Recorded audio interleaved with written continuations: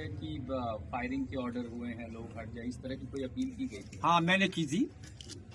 वो ये था कि मैं मौके पर उस टाइम गया था, मुझसे डीएम साहब ने कहा था, एसपी साहब ने कहा था कि आप मौके पर जाएं और भीड़ को आप सेटिस्फाई करें। मैं गया था, तब मेरे सामने डीआईजी महोदय, एसपी और डीएम आपस में ये डिस्कशन कर रहे थे कि तुरंत गोली चलाने का ऑर्डर लिया जाए। कौन कर रहे थे? एसपी साहब थे, डीएम साहब थे और डीआईजी साहब थे। मैं उस टाइम वहां मौजूद था। तब मैंने ये सोचा कि अब गोली चलने ही वाली है।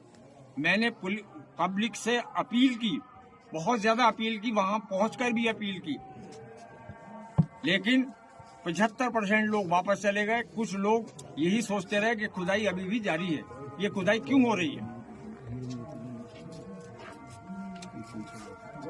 तो मैंने फौरन ही अनाउंस किया कि गोली चलने के आदेश मिल चुके हैं पुलिस प्रशासन को, लिहाजा मेरी गुजारिश है, अल्लाह के वास्ते, खुदा के वास्ते, सारे लोग हट जाएं, चले जाएं, अपने अपने घरों को चले जाएं, शांति बनाए रखें।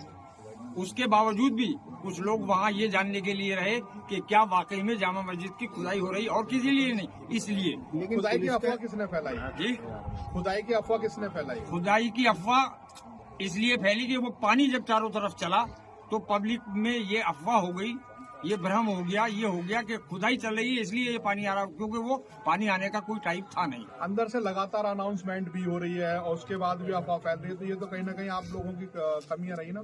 नहीं, हमारी क्या कमी रही, हम तो बराबर अनाउंस कर रहे हैं। पानी की जो कमी है, सबसे बड़ा जो अफवाह फैली है वो पानी को देख के फैली है कि ये पानी क्यों आ रहा है। इसका मतलब ये है कि अंदर खुदाई हो रही है, जबकि हम बराबर अनाउंस कर रहे थे वहाँ खुदाई नहीं हो रही थी, लेकिन पब्लिक के जहन में यही बात हुई कि शायद खुदाई हो रही है, और ये क्यों हो रही है।